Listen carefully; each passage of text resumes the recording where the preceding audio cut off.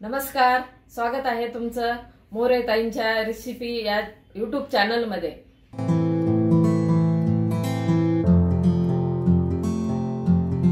चला तर मग व्हिडिओमध्ये पुढे जाण्याआधी बेल आयकॉन दाबून चॅनलला सबस्क्राइब करा आणि सुरू करा मोरे ताईंसोबत आजची ही चवदार रेसिपी बनवायला। नमस्कार मंडळी, आज आपण एक नवीन रेसिपी करणार आहे। ही आमच्याकडे ना उन्हाळ्यामध्ये हमखास केली जाते, ती म्हणजेच कांद्याची चटणी। एकदम खायला एकदम भारी लागते आणि उन्हाळ्यात बरेचदा संध्याकाळच्या वेळेला आम्ही ही करतोच। त्याच्यासाठी मी हे कांदे कापून घेतले, 8 ते 9 कांदे येतं मध्यम आकाराचे, हे कापून असे बारीक घेतलेले। आणि काही नाही, एकदम साध्या साहित्यामध्ये जे आपल्या मसाला डब्यात असते तेच साहित्य। हे लाल तिखट घेतलेले, हळद, चवीनुसार मीठ, शेंगदाणे असे थोडे जाड कुटून घेतले, लसण, मोहरी आणि जिरे आणि याची वाळलेली कोथिंबीर घेतली मी। वल्ली कोथिंबीर नाहीये ना आता, तर ती ही टाकणार आहे, याने पण छान लागते। आता आपण कांद्याची चटणी करणार आहे, त्याच्यासाठी कढई ठेवले, कढईमध्ये तेल टाकून घेतले। आता तेल गरम होऊ देऊ आपण। तेल गरम झालेले, आपण 1 चमचा मोहरी टाकून घेतली। आपल्याला जिरे पण टाकायचे 1 चमचा, लसूण कुटलेला आहे आबडधोबड असा, जास्त बारीक नाही कुटायचा।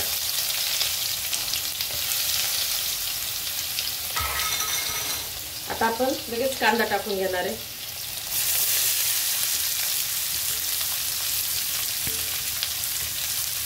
कांदा आपला लवकर कलर बदलाव कांद्याचा आणि चांगला लवकर परत कलर येण्यासाठी आपण अर्धा चमचा आधीच मीठ टाकायला लागलो, म्हणजे कांदा लवकर आता कलर बदलतो कांद्याचा, म्हणजे आपली कांद्याची चटणी लवकर तयार होते, वेळ लागत नाही।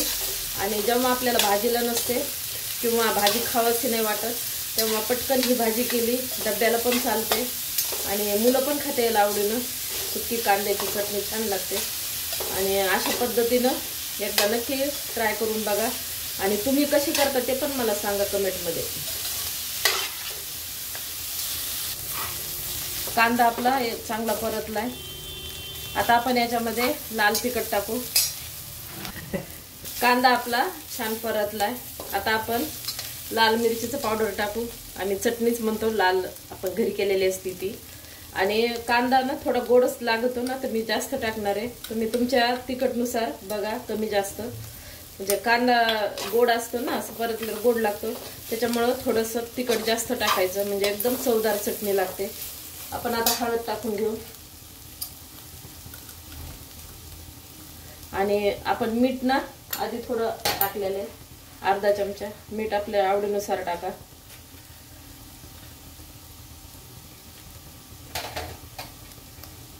शेंगदाणे बारीक करून घेतलेले, म्हणजे असे जाडसर ठेवायचे। तुम्हाला बारीक आवडत असेल तर बारीक करू शकता, जर आपापली आवड अशी, आम्हाला थोडी जाड आवडते ना त्याच्यामुळे मी अशी केली। तर आपण ही काय झालं, मागे ना मी भरपूर अशी एक भरणी भरून ठेवली कोथिंबीर, आता मी तीच टाकायला लागले, वाळून ठेवलेली, छान कलर तिचा हिरवागार आहे, अशी खराब नाही झालेली, काही नाही। आता आपण याला मिक्स करून घेऊ। आता पूर्ण मिक्स झालेलं आहे, हा किती छान कलर आलेला, ताबडतोब होणारी भाजी ही। आता ना एक 1-1.5 मिनिटच आपल्याला याच्यावर झाकण ठेवायचे। आपण आता ताट झाकण ठेवलंय, आपण आता ताट काढून घेऊ। कांद्याची चटणी तयार आहे, गॅस बंद करू, काढून घेऊ आता।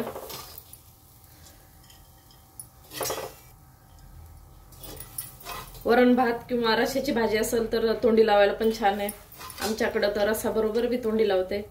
अशी पण भाजी पोळी भाजी असं नसली ना तर पोळी बरोबर, भाकरी बरोबर छान लागते। तुमच्या आवडीनुसार एकदा नक्की ट्राय करा आणि आवडीनुसार एकदा नक्की करून बघा। अशा प्रकारे कांद्याची चटणी तयार आहे, एकदा नक्की ट्राय करा आणि कमेंटमध्ये कळवा। तुम्हाला हा व्हिडिओ आवडला असेल तर लाईक करा आणि अशाच प्रकारच्या चवदार आणि चमचमीत रेसिपीसाठी सबस्क्राइब करा आणि कमेंटमध्ये कळवा तुम्हाला कोणत्या रेसिपीज बघायला आवडतील। पुन्हा भेटूया एका नवीन रेसिपीसह एका नवीन व्हिडिओमध्ये। धन्यवाद।